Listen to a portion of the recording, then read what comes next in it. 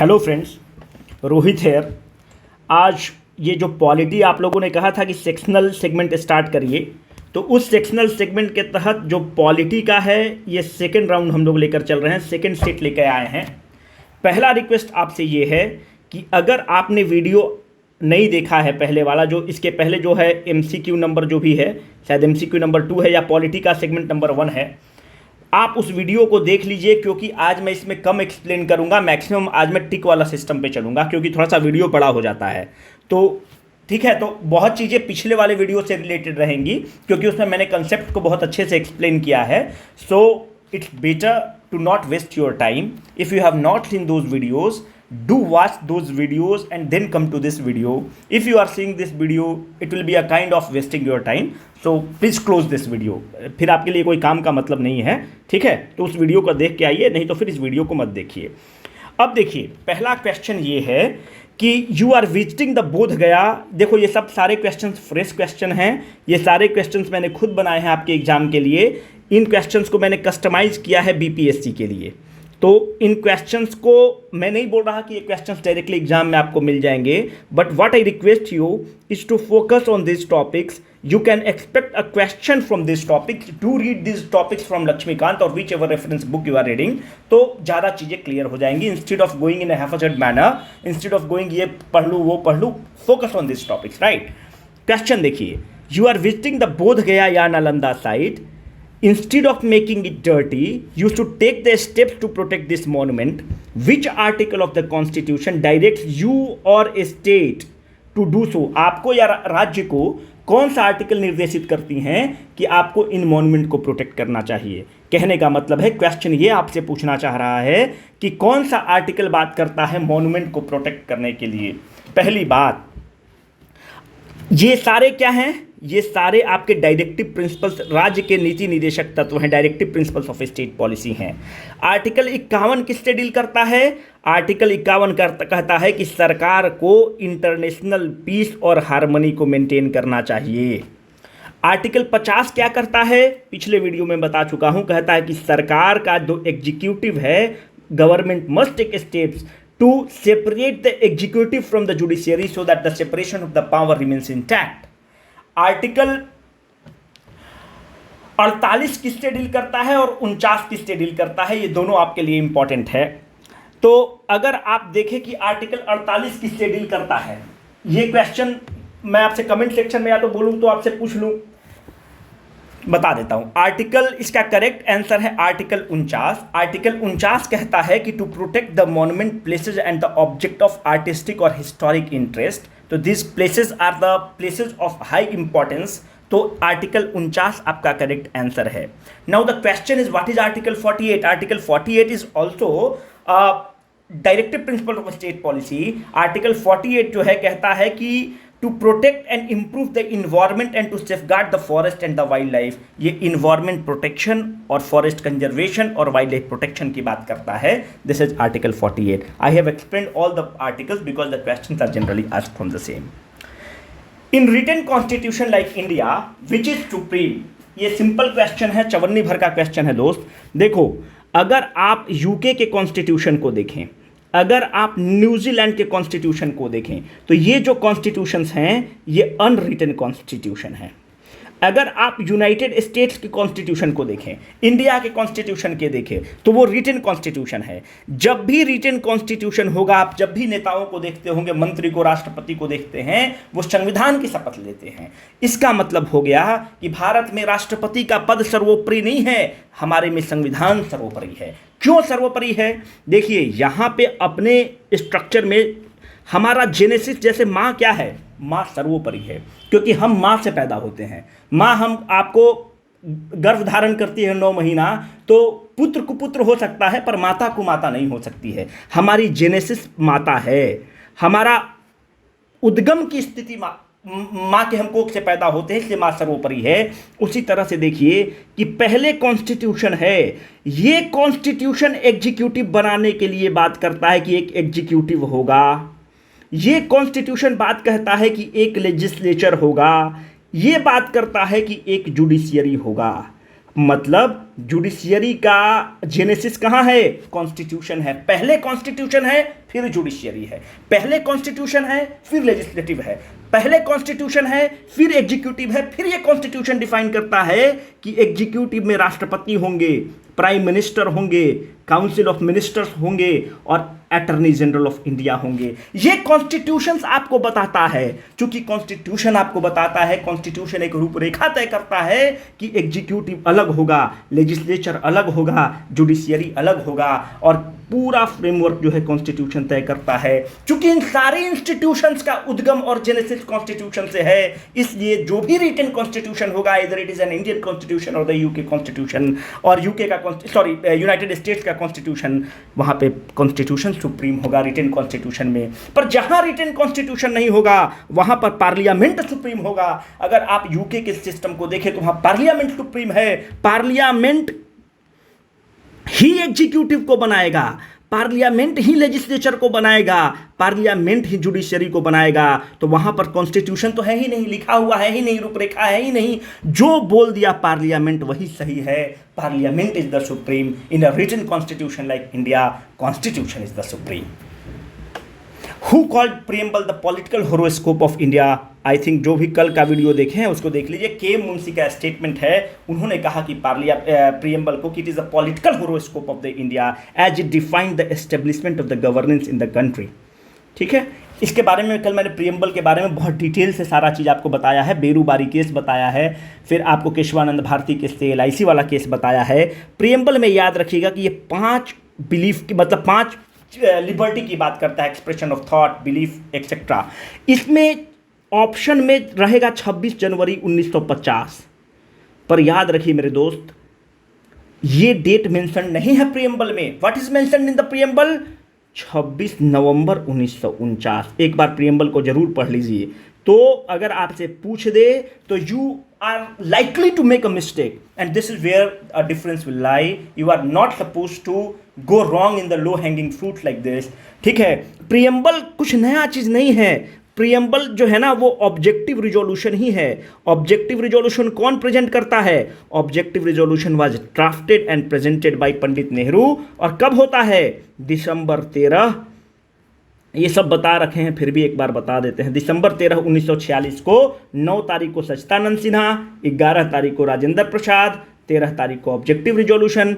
It took the shape of the preamble of the constitution. Preamble में 42nd constitutional amendment act होता है।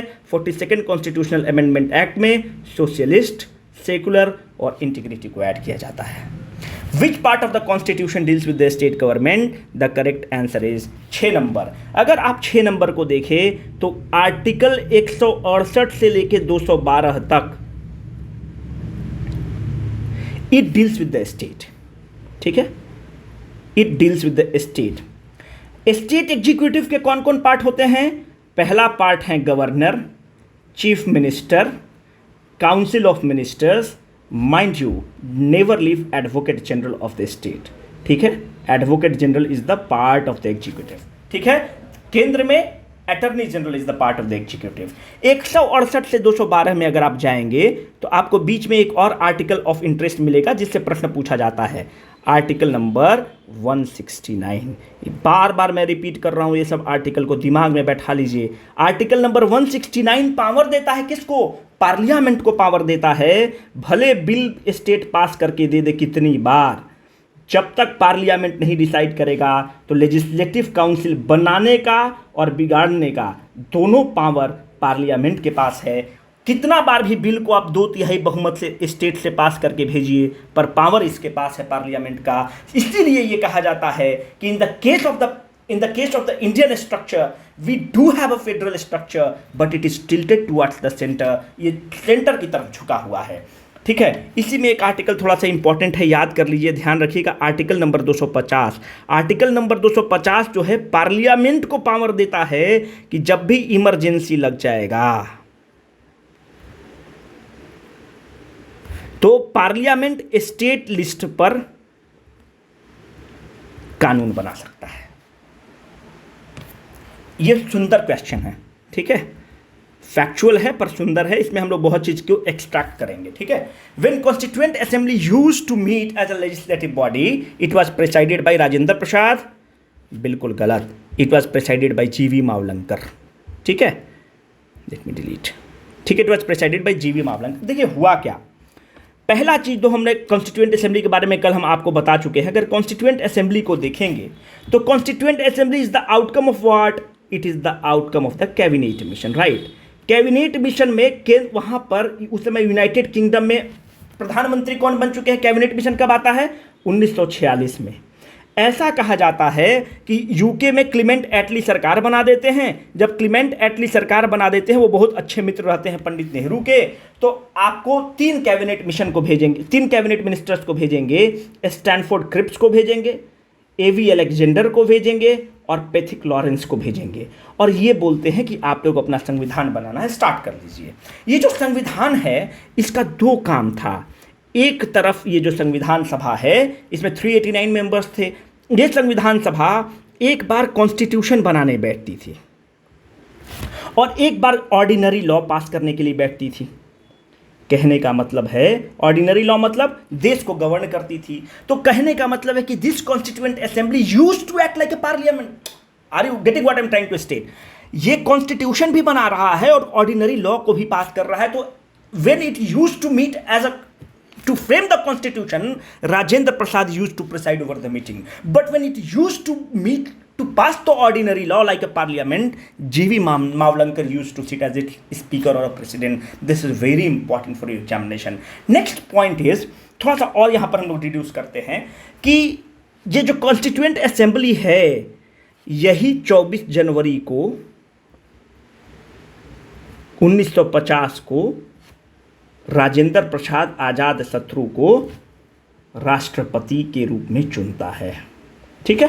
राष्ट्रपति राजेंद्र प्रसाद को कॉन्स्टिट्यूएंट असेंबली चुनता है। यही कॉन्स्टिट्यूएंट असेंबली जो है भारत को रेटिफाई करता है कॉमनवेल्थ का मेंबर बनने के लिए। It was ratified by the constituent assembly. The national song was accepted by the constituent assembly. The national anthem देश का was accepted by the constituent assembly। National anthem, national song, ये सब चीज़ें जो है कॉन्स्टिट्यूएंट असेंबली ही accept करता है और उसकी अनुमति देता है, ठीक है। 389 मेंबर हैं, बाकी मैं बता चुका हूँ, पुराना वीडियो देख लीजिए।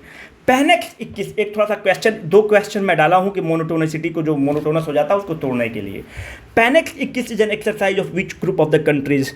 ना बिम्स्टेक। बिम्स्टेक क्या है? बिम्स्टेक का फुल फॉर्म है bay of Bengal initiative for the maritime, bay of Bengal initiative for the multi sectoral technical economic cooperation, ठीक है। Bay of Bengal initiative for the multi sectoral technical economic cooperation. इसका headquarter कहाँ है? देखो बे of Bengal का नाम है ना, तो ये भारत है, तो आप अगर दिमाग लगाएंगे ना तो यही इधर ही बे ऑफ बंगाल है, तो इधर ही वाला देश होगा, है ना। तो इसका हेड क्वार्टर कहाँ है? ढाका है, बांग्लादेश।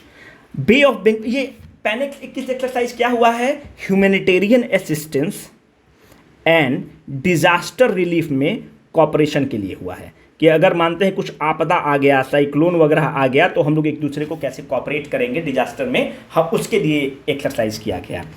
ये बताइए कि बिम्स्टेक में कौन कौन मेंबर हैं? आप देखिए, जो भी बे ऑफ बंगाल वाला जो बेल्ट है वही होगा। यहाँ पे मालदीव्स इधर है अरबियन सी में, तो मालदीव्स तो ऐसे ही कट जाएगा, बे ऑफ बंगाल इनिशिएटिव है ना, तो इस तरह से याद रखिएगा कि मालदीव नहीं रहेगा, है ना, क्योंकि ये तो अरबियन सी में आ गया। तो इसके मेंबर कौन कौन हैं? इंडिया। इसका नोटेबल मेंबर देख लीजिए, पहला है म्यांमार मतलब बर्मा और थाईलैंड, इसके नोटेबल मेंबर्स हैं, ठीक है। तो फिर बगल में बढ़ जाइए, बांग्लादेश हो गया, नेपाल रहना ही है, अपना भाई है, भूटान से अपना परम दोस्ती है, इंडिया रहेगा ही, ठीक है। तो 1 2 3 4 5 6 एक मेंबर और है, आप कमेंट बॉक्स में बता दीजिए, ठीक है, ठीक है। India, Bhutan, Nepal, Bangladesh, Myanmar, Thailand, बाकी आप बताइए। Arrange the following in the chronological order. देखो यार, ये क्वेश्चन हमेशा पूछता है। पुराने वाले वीडियो में हमने बताया कि पहले जी आता है, फिर के आता है, फिर एम आता है। Golaknath case 1967, Keshavananda Bharati case 73, Minerva mill case 1980, ठीक है। इसके पहले जो केस हुआ है वो शंकरी प्रसाद वर्मा केस है 1951। शंकरी प्रसाद में कहता है कि आपको दोनों पावर है। गोलकनाथ कहता है कि आपको केवल ऑर्डिनरी, गोलकनाथ में कहता है कि केवल आपको ऑर्डिनरी पावर है, कॉन्स्टिट्यूशन को अमेंड करने का पावर नहीं है। शंकरी प्रसाद में कहता है कि कॉन्स्टिट्यूशन को अमेंड करने का भी पावर है और ऑर्डिनरी पावर भी है पार्लियामेंट के पास।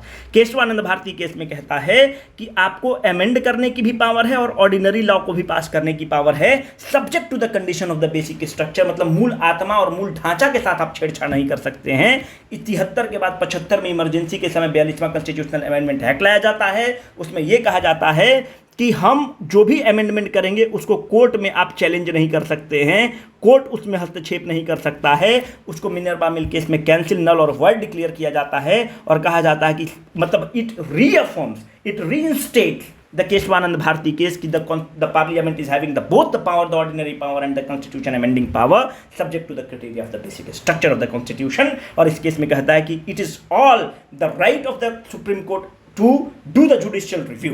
ठीक है, तो इसका आंसर है, आप याद कर लीजिए। अब इसमें तो बता ही दीजिए कि इसको एडजस्ट कर लीजिएगा। Formation of the constituent assembly as a sovereign body was the outcome of, अभी बताया। Uniform civil code is mentioned in which article of the constitution. अभी देखिए पुष्कर धामी जो मुख्यमंत्री बन रहे हैं उत्तराखंड के, उन्होंने कहा कि हम भाई यूनिफॉर्म सिविल कोड लेकर आएंगे। Uniform civil code article number 44 से है। ठीक है, 45 किस चीज़ से आर्टिकल डील करता है? It provide the early child care to 0 से 6 साल के बच्चों के लिए सरकार जो है अर्ली चाइल्ड केयर का प्रावधान रखे। ठीक है, आर्टिकल 46 क्या कहता है कि the state to take the major to do the state to take the steps for the welfare of the ST and SC community, उनका इकोनॉमिक इंप्रूवमेंट भी करें। दिस आर्टिकल 47 अगर बढ़िया क्वेश्चन सेटर है तो ये जरूर मिल जाएगा। ये कहता है कि स्टेट जो है, जो टॉक्सिक लीकर्स हैं, इलिसिट लीकर हैं, उस पर रोक लगाना चाहिए, उसको प्रोलिफरेट नहीं करना चाहिए। और इसी से इंस्पायर होके बिहार में लिकर बैन हुआ है। ठीक है, तो अगर पूछता है कि अगर अच्छा क्वेश्चन सेटर बना दे कि liquor ban in the Bihar is inspired from which directive principles of the state policy, the correct answer will be article 47। ठीक है, this all are the DPSPs। ठीक है, नहीं एक चीज मैं भूल गया, कुछ और मुझे बताना था यार। देखिए आर्टिकल जो 45 है, इसी आर्टिकल को 86th कॉन्स्टिट्यूशनल अमेंडमेंट एक्ट में इसको तोड़ के, ये पहले था कि the state should take initiative for the welfare of the children और should take care of the early childhood cares and the welfare of the children, उसमें ब्लैंक स्टेटमेंट था। अब इसको तोड़ के कर दिया गया है, राइट टू एजुकेशन को ऐड किया गया। ठीक है, राइट टू एजुकेशन को आर्टिकल नंबर 21A के तहत फंडामेंटल राइट के रूप में ऐड किया गया। पर ये जो फंडामेंटल राइट है ये 6 से 14 साल के बच्चों के लिए है। ठीक है, ध्यान रखिएगा कि 6 से 14 साल के बच्चों का शिक्षा का अधिकार जो है उनका फंडामेंटल राइट है। और इस 45 का जो रिमेनिंग पार्ट बचा, जो 0 से 6 अर्ली चाइल्ड केयर वाला है, ये अभी भी DPSP रह गया। पर जो 6 से 14 साल वाला पार्ट है वो फंडामेंटल राइट के रूप में आर्टिकल 21A में आ गया। And it was done by the 86th constitutional amendment act. This is very very very important, बहुत इंपॉर्टेंट है। ठीक है, ये पूछता है कि 86 कॉन्स्टिट्यूशनल अमेंडमेंट एक्ट कोई भी एग्जाम में आपको मिल सकता है। तो these are the low hanging fruit and you should be, मतलब फुल प्रूफ कर लो इनको आप, है ना। Which committee is related to the fundamental duty? Answer is E. ठीक है, क्यों? स्वर्ण सिंह कमेटी, वर्मा कमेटी। स्वर्ण सिंह कमेटी फंडामेंटल ड्यूटी कितने हैं? 11 हैं। ये सब बताया हुआ है दोस्त। किस पार्ट में है? 4A में है। किस कॉन्स्टिट्यूशन से लिए? USSR से लिए। आर्टिकल नंबर कितना है? 51A है। स्वर्ण सिंह कमेटी के बाद अटल बिहारी वाजपेयी जी का टाइम आता है तो बर्मा कमेटी आता है, और बर्मा कमेटी ये कहता है कि this fundamental duty shall be given legal death, पर ऐसा हो नहीं पाता है। तो दोनों है। अच्छा, सिंघवी कमेटी किससे रिलेटेड है? हमने बताया पंचायती राज सिस्टम से है। और BR Mehta committee, Ashok Mehta committee, ये सब पंचायती राज सिस्टम से रिलेटेड हैं। ठीक है, डिसेंट्रलाइजेशन से रिलेटेड हैं। तो देखिए इसमें इसलिए सेट किया गया ना कि आप स्वर्ण सिंह कमेटी सब कोई पढ़ा रहता है, टिक करके निकल जाएगा, पर इसमें बर्मा कमेटी है क्योंकि अपनों के पास तो ई ऑप्शन भी होता है BPSC में। Therefore I have from this question. This is good question. Right to vote is a fundamental right, constitutional right, statutory right, fundamental duty? The correct answer is it is a statutory right. अभी तौफीक ने question इस पर कुछ पूछा था, तो उस चीज़ को मैं और थोड़ा एक्सप्लेन करना चाहता हूँ। तो Taufiq get the explanation from this. ठीक है, देखिए पहला क्या होता है कि एक होता है लीगल राइट। लीगल राइट मतलब होता है वैधानिक अधिकार, जो भी वैधिक अधिकार। ठीक है, देखिए एक होता है कॉन्स्टिट्यूशनल राइट और एक होता है extra constitutional right. Extra constitutional right, और इसी को आप कहते हैं नॉन कॉन्स्टिट्यूशनल राइट, या इसी को आप कहते हैं स्टैट्यूटरी राइट। ठीक है, बताता हूं क्या है। ये सारे राइट लीगल राइट हैं। अब जैसे मेरा आपको ये कहना है, कॉन्स्टिट्यूशनल राइट के दो भाग हैं। ठीक है, एक भाग है जिसको आप कहेंगे फंडामेंटल राइट, और एक भाग है जिसको आप कहेंगे नॉन फंडामेंटल राइट। ये दोनों कॉन्स्टिट्यूशनल राइट का मतलब होता है कि जो संविधान में लिखा हुआ है, जिसकी उत्पत्ति संविधान से होती है। फंडामेंटल राइट मतलब जब संविधान से उत्पत्ति होती है तो संविधान में धारा होता है, तो आर्टिकल उससे उत्पत्ति होती होगी। पर फंडामेंटल राइट और नॉन फंडामेंटल राइट में ये है कि when your fundamental right is violated, you can directly approach the apex court and apex court can not say that I will not interfere in this. From which you approach the apex court? Article 32 के through आप approach करेंगे apex court को। Article 32 is the heart and the soul of the Indian constitution, जिसके तहत right to constitutional remedy है, जिसके तहत writ issue होता है सुप्रीम कोर्ट में। When you approach that your fundamental right has been approached, has been encroached upon, you don't need to approach the High Court. You can directly approach the Supreme Court, because the Supreme Court is the guarantor of the fundamental right. But in the case of a non-fundamental right, you don't have the right to directly approach the Supreme Court. Supreme Court ये कहेगा कि अपने respective high court में जाओ। Supreme court is not the sole authority to deal with this. उसके मनमानी पर है, उसके डिस्क्रिप्शन पर है कि वो इंटरफेयर करेगा कि नहीं। It can ask you to go to the your high court or a district court, but in the case of fundamental right it cannot. So the fundamental right is the most important right. It is having the highest pedestal among all the right. जितने भी right है उसमें fundamental right सबसे ऊपर है। उदाहरण के तौर पर मैं आपको देता हूं, जैसे राइट टू प्रॉपर्टी पहले फंडामेंटल राइट था, पर अब इसको हटा के 44th कॉन्स्टिट्यूशनल अमेंडमेंट से 300A में डाल दिया गया है। नाउ संपत्ति का अधिकार आपका फंडामेंटल राइट नहीं है।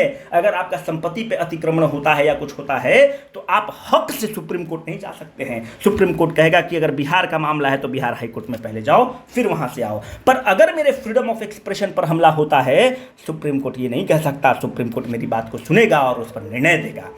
जैसे कि अगर एक है article 300A, it is right to do the inter state trade and commerce, it is a constitutional right.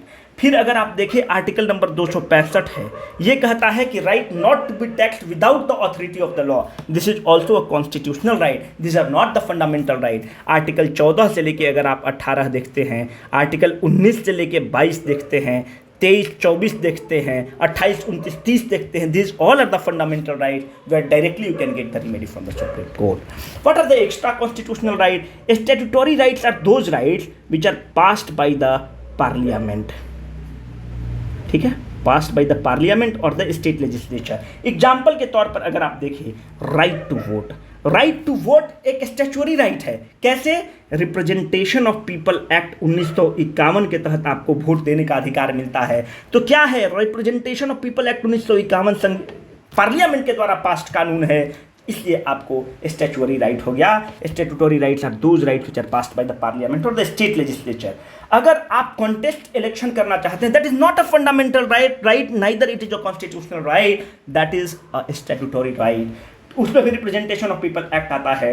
Right to marriage is a statutory right, right to contest election, right to labour right, all are the labour rights भी जो है ना वो extra constitutional right और statutory rights है। Right to adopt children is also an extra constitutional right और statutory right. सबसे ऊपर 1 नंबर पे इसका है, 2 नंबर पे ये रहेगा और 3 नंबर पे ये रहेगा हायरार्की में। And this all will fall under the domain of a legal right. ये सब लीगल राइट्स हैं, पर ये सबसे ऊपर है, उसके बाद कॉन्स्टिट्यूशनल राइट है, उसके बाद स्टैट्यूटरी राइट है। Objective resolution was moved in the constituent assembly by, गला फाड़ फाड़ के 2 दिन से बोल रहा हूँ कि नेहरू ने किया है, अंबेडकर ने नहीं किया है, ठीक है। Choose the correct statement from the following, this is very important question. देखो, United State has a written constitution, अभी आपको हमने बताया कि इंडिया और यूनाइटेड स्टेट्स का रिटन कॉन्स्टिट्यूशन है। Article 169 of the constitution allowed the parliament to create और एबोलिश द कॉन्स्टिट्यूशन, बिल्कुल सही स्टेटमेंट है। Due process of the law is mentioned in the constitution, बिल्कुल गलत स्टेटमेंट है। It is not mentioned in the constitution. What is mentioned in the constitution? Constitution में mentioned है procedure established by the law, ठीक है। ये बहुत ही important question है भाई। Procedure established by the law संविधान में मेंशन्ड है, इसका मतलब क्या होता है? प्रोसीजर का मतलब क्या हो गया कि एक बिल पहले बनेगा, ये बिल दोनों हाउस से पास होगा और फिर राष्ट्रपति जी इस पर साइन कर देंगे। जब राष्ट्रपति जी साइन कर देंगे तो ये कानून बन जाएगा। तो यही प्रोसीजर बना है। Procedure established by the law जो है, हम लोग कहाँ से कॉपी किए थे? जापान के कॉन्स्टिट्यूशन से कॉपी किए थे। जापान कहाँ से कॉपी किया था? इंग्लिश कॉन्स्टिट्यूशन से कॉपी किया था, पर हम लोग जापान के कॉन्स्टिट्यूशन से कॉपी किए थे। अब उदाहरण के तौर पर देखिए, आपको जीवन जीने का अधिकार है। हमने एक बिल पास किया कि मानते हैं कोई भी, जैसे है तौफीक या ऋषभ हैं, जो भी मानते ऋषभ हैं, ऋषभ राज, अपने टेलीग्राम ग्रुप में ऋषभ राज जी हैं, ऋषभ राज जी को जीवन जीने का अधिकार खत्म हो गया, ठीक है। एक बिल हमने बनाया, एक ऐसी सनकाह सरकार आई, उसने बिल बना दी। इस बिल को वो लोकसभा में पास करता है, राज्यसभा में पास करता है, राष्ट्रपति भी उसके हैं, राष्ट्रपति परमिशन दे देता है, लॉ बन जाता है। ये आर्टिकल 21 तो यही कहता है कि procedure established by the law, पूरा प्रोसीजर को फॉलो किया गया। अब जब कानून बन गया तो ऋषभ को अब जीवन जीने का अधिकार है ही नहीं, खत्म हो गया। बिल्कुल procedure established by the law follow हुआ है ना। अब मेनका गांधी केस होता है, ठीक है। मेनका गांधी केस में ये होता है कि सुप्रीम कोर्ट कहता है कि no, we will, it does, intent of the constitution is not the procedure, the intent of the constitution is not the procedure established by the law. The intent of the constitution maker was due process of the law.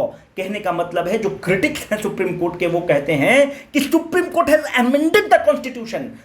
Constitution में क्या लिखा हुआ था? Procedure established by the law. पर अब supreme court ने Maneka Gandhi case में क्या कर दिया है कि due process of the law की बात करता है। तो जो चीज नहीं लिखा हुआ था, सुप्रीम कोर्ट ने अपने आप उसका अर्थ निकाल के संविधान को अमेंड कर दिया, जैसे कि कॉलेजियम सिस्टम में कर दिया है। तो कहने का मतलब है, सुप्रीम कोर्ट के क्रिटिसिज्म में यह आता है कि यह अधिकार पार्लियामेंट को था, पर सुप्रीम कोर्ट ने इसको अमेंड कर दिया है। अब सुप्रीम कोर्ट यह कहता है कि नहीं, ये जो आपने लॉ पास किया है, हम इसके इंटेंट को देखेंगे, इसके रीजनेबल कितना है ये हम देखेंगे। Procedure established by the law था, पर अब कह रहा है कि हम उसके इंटेंट को देखेंगे कि आपने जो पास किया है वो उसका नियत कैसा है, आपने जो पास किया है वो रीजनेबल है कि नहीं, वो बाहिजात कानून तो नहीं है।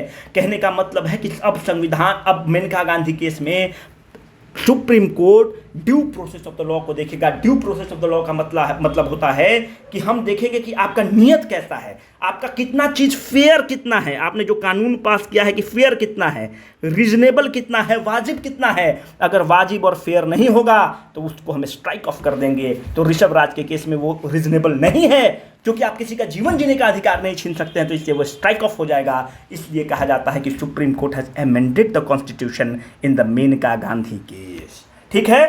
As of now article 21 contains the procedure established by the law plus due process of the law, ठीक है। पर संविधान में नहीं मेंशन्ड है, इसलिए due process of law is mentioned word है, in article 21 of the constitution नहीं मेंशन्ड है। वो तो मेनका गांधी केस में उसको एक्स्ट्रापोलेट कर दिया, लकीर यहीं तक थी, लकीर को सुप्रीम कोर्ट ने खींच कर यहाँ तक कर दिया और अब मिक्स कर दिया।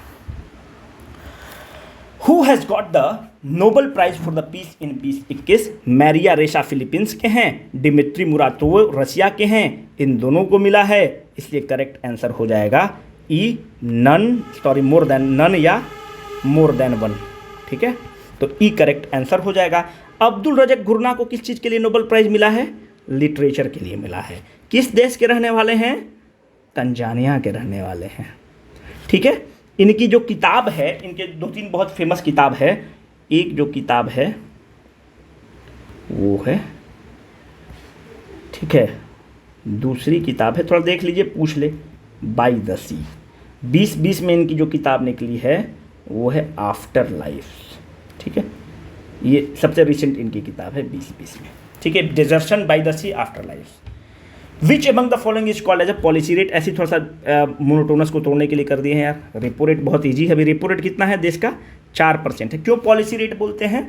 देखिए, रेपो रेट पर ही रिवर्स रेपो डिपेंड करता है और इसी पर ही मार्जिनल स्टैंडिंग फैसिलिटी डिपेंड करता है। यूजुअली मार्जिनल स्टैंडिंग फैसिलिटी +1% होता है और रिवर्स रेपो -1% होता है। मतलब अभी रेपो रेट 4% चल रहा है तो रिवर्स रेपो 5% रखा जाता है। रिवर्स रेपो किसको देना है? आरबीआई को देना है, तो 1% कम कर दीजिए, 3% देता है और मार्जिनल स्टैंडिंग फैसिलिटी को 5% कर दिया जाता है। पर अभी कोविड के समय ये नियम नहीं चल रहा है, ये स्टैंडर्ड प्रोसीजर है। अभी तो थोड़ा सा कम चल रहा है, एक 3.35 चल रहा है और एक 4.5 के आसपास चल रहा है। तो अभी ये चीज़ फॉलो नहीं हो रहा है, पर नॉर्मल कंडीशंस में यही फॉलो होता है। रिवर्स रेपो रेट को रेपो रेट को ही पॉलिसी रेट कहते हैं, क्योंकि यही आपके पॉलिसी को निर्धारण करता है, यही इन्फ्लेशन को निर्धारण करता है। पॉलिसी रेट क्या है? जब बैंक आरबीआई से पैसा लेगा बॉन्ड के बदले में, उसके बदले जो सूद देता है आरबीआई को, वही है पॉलिसी रेट या रेपो रेट। और रिवर्स रेपो रेट जो होता है, जो सूद जो है आरबीआई देता है। ये इकोनॉमिक्स का है, बहुत हम इसमें इन्वेस्ट नहीं करेंगे। Bihar state can have how many ministers? देखो, हम पहले आपको बता चुके हैं 91st कॉन्स्टिट्यूशनल अमेंडमेंट एक्ट में इसका करेक्ट आंसर है 36। हम आपको बता चुके हैं 91st कॉन्स्टिट्यूशनल अमेंडमेंट एक्ट क्या किया? एंटी डिफेक्शन को 1/3 से 2/3 कर देता है और उसके बाद कहता है कि जो काउंसिल ऑफ मिनिस्टर्स रहेंगे 15% से ज़्यादा नहीं हो सकते हैं। दिल्ली के केस में 10% हो सकते हैं। ठीक है, 15% से ज़्यादा नहीं होगा, तो जो 15/100 इंटू 243, शायद 36.45 का लाया था, तो 36 होगा। यहाँ पर एक चीज़ आपको हम बताना चाहते हैं, एक है 92nd कॉन्स्टिट्यूशनल अमेंडमेंट एक्ट, ये बहुत ही इंपॉर्टेंट है। 92nd कॉन्स्टिट्यूशनल अमेंडमेंट एक्ट में जो हमारा शेड्यूल्ड लैंग्वेज है, ठीक है, 8th शेड्यूल, उस शेड्यूल्ड लैंग्वेज में अभी कितने हैं? 22 भाषा हैं। तो पहले कितना था? 18 भाषा था। 92nd कॉन्स्टिट्यूशनल अमेंडमेंट एक्ट से 4 भाषा को और जोड़ा गया है। कौन कौन भाषा है? बोडो, डोगरी, संथाली और सबसे इंपॉर्टेंट है मैथिली। भोजपुरी नहीं है, इसलिए ये इंपॉर्टेंट है। भोजपुरी मत टिक करिएगा, मैथिली है। मैथिली के सबसे बड़े कवि कौन है? विद्यापति। बिस्फी में जन्म हुआ है 1352 में, 1448 में मरते हैं। ओइनवार डायनेस्टी है, शिव सिंह के कोट में है। कीर्ति पताका और कीर्ति लता उनका फेमस बुक है। Who is the final authority to decide upon the defection in the house? कल बता चुके हैं, एक भी इस पर हम डिस्क्रिप्शन नहीं देंगे। ठीक है, 52nd कॉन्स्टिट्यूशनल अमेंडमेंट एक्ट के तहत 10th शेड्यूल बनता है। कमेंट बॉक्स में हमें ये बताइए कि एंटी डिफेक्शन लॉ को कौन लेकर आता है, मतलब who was the prime minister during that time. जब एंटी डिफेक्शन लॉ आता है तो प्राइम मिनिस्टर उस समय देश के कौन थे? अगर कमेंट नहीं करेंगे तो आप मेरे साथ बेईमानी करेंगे। अगला एमसीक्यू में मैं आपके साथ थोड़ा चीटिंग कर लूँगा, मैं भी ABCD करके निकल चलेंगे। कमेंट करके बताओ, नहीं करोगे मतलब जब ADL एंटी डिफेक्शन लॉ पास हुआ, एंटी डिफेक्शन पुराना वाला कल वाला वीडियो देख लो यार, उसमें किहोटो होलन वर्सेस जचीलू केस वगैरह हम सब बताए हुए हैं। तो आपको ये बताना है कि उस समय देश के प्रधानमंत्री कौन थे जो इसको लेकर आए थे। इंतजार रहेगा आपका कमेंट बॉक्स में। Parliamentary affairs committee is headed by Honorable Home Minister. Political Affairs Committee is headed by the Prime Minister, which is called as a Super Cabinet. Interstate Council is headed by Prime Minister. Interstate Council जो है article 263 के तहत बनता है, राष्ट्रपति महोदय बनाते हैं। ठीक है, प्रेसिडेंट बनाते हैं, जब भी प्रेसिडेंट को फिट लगता है तो वो बनाते हैं। इसी में आर्टिकल 263 के बाद एक आर्टिकल है 262, ये भी इंपॉर्टेंट है। अगर दो राज्यों में पानी को लेकर, क्योंकि नदी तो एक ही राज्य में नहीं फ्लो करती है ना, वो तो डिफरेंट राज्य से फ्लो करती है। अगर दो राज्यों के बीच में डिस्प्यूट हो जाता है तो एक वाटर डिस्प्यूट एजुकेशन बॉडी बनता है, वो 262 के तहत बनता है। और वो आपको ये भी पावर देता है कि जो बॉडी बनेगा उस चीज़ को, लड़ाई को सॉल्व करने के लिए वो सुप्रीम कोर्ट को बार कर सकता है इंटरफेयर करने में। तो अगर आपसे पूछता है कि article 262 deals with the water dispute between the two states, this is important. Inter state council जो होता है उसको प्राइम मिनिस्टर हीड करते हैं। इसके मेंबर कौन होते हैं? सीएम ऑफ ऑल स्टेट, मुख्यमंत्री होंगे, plus CM of those state which has the legislature, जैसे कि दिल्ली, पुडुचेरी, इनके मुख्यमंत्री रहेंगे, प्लस 6 कैबिनेट मिनिस्टर रहेंगे, प्लस 5 और मिनिस्टर रहेंगे nominated by the prime minister. तो कहने का मतलब है कि एक बहुत बड़ा बॉडी बनेगा जिसमें डिफरेंट डिफरेंट मंत्रालय के लोग रहते हैं, जिसका डिफरेंट डिफरेंट स्टेट में, जैसे एनएचएआई का काम है वो बहुत स्टेट से काम चल रहा है, मिनिस्ट्री ऑफ शिपिंग का, मिनिस्ट्री ऑफ रेलवे का, तो उसमें एक ऐसा बॉडी बनाया जाता है कि जिसके टॉप पर प्रधानमंत्री बैठे हुए हैं जो सबके बॉस हैं, यहाँ पर मुख्यमंत्री लोग बैठे हुए हैं, यहाँ पर मिनिस्टर्स बैठे हुए हैं जिसका बहुत सारा विभाग है। तो कहने का मतलब है आप एक ऐसा बॉडी बना दिए जिससे केंद्र भी है, स्टेट भी है, और ये दोनों के बीच में सामंजस्य बैठाया जा सके और देश का विकास अच्छे से हो सके और वास्तव में हम फेडरल स्ट्रक्चर को महसूस कर सकें, फेडरल स्ट्रक्चर को जीवंत रख सकें। इसके लिए इंटर स्टेट काउंसिल बनता है। पंडित नेहरू की परिकल्पना थी। The 21st law commission is headed by, answer is BS Chauhan. देखिए अभी 22nd लॉ कमीशन का निर्माण नहीं हुआ है, पेंडिंग है 22nd लॉ कमीशन। देखिए पहला लॉ कमीशन के अध्यक्ष कौन बनते हैं, चेयरमैन कौन बनते हैं? मैकॉले बनते हैं। ठीक है, कब बनते हैं? 1834 में। क्यों, कौन सा एक्ट देता है? चार्टर एक्ट 1833 लॉ कमीशन के निर्माण की बात करता है और देश के पहले लॉ कमीशन के अध्यक्ष चेयरमैन बनते हैं मैकॉले। अब देखिए जब भारत इंडिपेंडेंट हो गया तो भारत के इंडिपेंडेंस पे जो पहले लॉ कमीशन बनता है वो बनता है 1955 में, और उस समय के वेटरन जो लीगल एक्सपर्ट हैं, जो बेस्ट माइंड हैं, जो पहले अटॉर्नी जनरल भी भारत के रहे हैं, वो इसको हेड करते हैं। तो इंडिपेंडेंट इंडिया के पहले लॉ कमीशन के अध्यक्ष हैं MC स्टिलवार्ड। अब देखिए लॉ कमीशन जो है ये ना ही एक स्टैच्यूअरी बॉडी है, ना ही एक कॉन्स्टिट्यूशनल बॉडी है, एक सिंपली एक ऑफिस है जो which is attach to the law ministry. जब कोई बॉडी स्टैच्यूअरी बॉडी नहीं होता है, कॉन्स्टिट्यूशनल बॉडी नहीं होता है, तो उसकी ताकत कम होती है, उसकी वजन कम होती है। देखो अभी हम खूब आपको पढ़ा रहे हैं, ठीक है, अगर अभी हम पढ़ा रहे हैं आपको मज़ा आ रहा होगा, पर अगर यही हम अभी IAS निकाल लें और फिर पढ़ाएं तो वजन बढ़ जाएगा।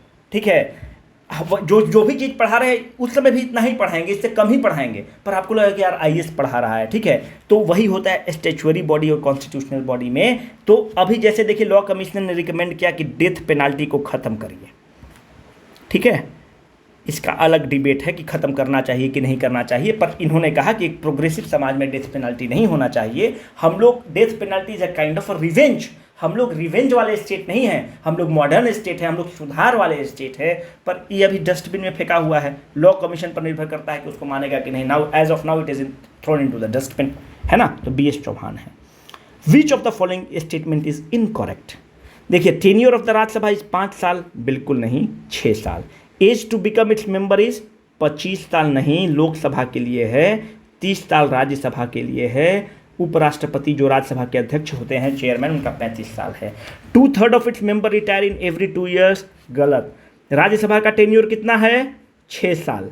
1/3 मेंबर रिटायर करते हैं, तो हर 2 साल में 1/3 मेंबर रिटायर कर जाएंगे। ये टाइम पीरियड है, 1/3 मेंबर रिटायर होते हैं तो 1/3 मेंबर हर 2 साल में रिटायर हो जाएंगे। यहाँ से आपका आंसर निकल जाएगा। ठीक है, तो पूछ रहा है इनकरेक्ट स्टेटमेंट कौन है, तो यार तीनों ही गलत हो गया ना, मोर देन वन। ठीक है, तीनों ही स्टेटमेंट गलत है। ठीक है, which of the following articles are not suspended during the national emergency? ये सुंदर क्वेश्चन है। ठीक है, इसका आंसर हो जाएगा E। कैसे? जब इमरजेंसी लगता है तो इमरजेंसी किस आर्टिकल के तहत लगता है? 352 के तहत इमरजेंसी लगता है। तो एक है आर्टिकल नंबर 21, जीवन जीने का अधिकार, right to life and liberty. इसको तो आप खत्म ही नहीं कर सकते हैं। जब जीवन ही आप जीने का अधिकार ले लेंगे तब तो मामला ही खत्म हो गया। This is the first important democratic right, मैंने कल भी बताया था। इट इज द, अगर आपसे पूछे कि which is the first important democratic right, पहले आप जीवन रहेगा तब तो और कुछ मांगेंगे, तो first important democratic right is article number 21।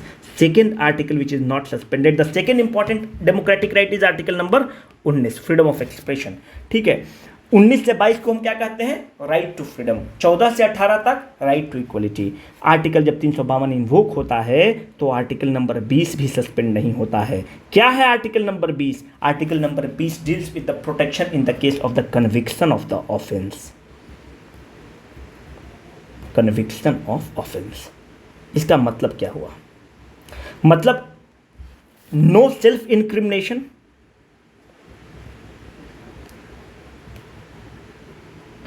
And no double jeopardy. मतलब एक ही गलती के लिए एक आदमी को एक बार से ज़्यादा सजा नहीं मिल सकता है। अब हमको आप जबरदस्ती पुलिस के डंडा रख के आप हमको जबरदस्ती बात नहीं बनवा सकते हैं। आप you can not be a जज इन योर ओन केस। हम ही मुंसिफ, हम ही पुलिस, हम ही थाना, हम ही जज, ये नहीं हो सकता है। दूसरी बात है, एक आदमी अपने ही क्राइम का विटनेस भी नहीं हो सकता है। ये नहीं कि भाई हमने देखा, हाँ सर हमने किया, कोर्ट उसको नहीं मानेगा जब तक दूसरा आदमी एक विटनेस नहीं होगा। तो it is gives you the protection in the conviction. क्योंकि आप जब इमरजेंसी लगाते हैं तो आप बदमाशी कर सकते हैं, किसी को पकड़ के आप जेल में डाल दिए और बोले कि भाई ये तो मेरे पुलिस के सामने मान लिया है कि हमने चोरी किया है। कोर्ट उसको नहीं मानता है। जब तक थर्ड आदमी नहीं उसको देखा है, कोर्ट उसको नहीं मानेगा, विटनेस चाहिए होता है। Which of the following committee is related to the electoral reforms? देखो ये क्वेश्चन इंपॉर्टेंट है क्योंकि ई ऑप्शन हो जाता है। देखिए, एक है राजमनार कमेटी। राजमनार कमेटी कब आया? 1969 में। उसके बाद आता है सरकरिया कमीशन। कब आता है? 83 में, 87, 88 में रिपोर्ट सौंपेगा। एक है पंची कमीशन। ये तीनों कमीशन जो हैं ये सेंटर और स्टेट के रिलेशनशिप के लिए हैं कि कैसे दोनों में एक अच्छा रिलेशन बैठे, अच्छा तालमेल बैठे। पर याद रखिए, एक है दिनेश गोस्वामी कमेटी, इंद्रजीत गुप्त कमेटी और तारकुंडे कमेटी। ठीक है, इंद्रजीत गुप्त होम मिनिस्टर भी रहे हैं, बंगाल के थे, बहुत बड़े सीपीएम के नेता थे, सीपीआई के।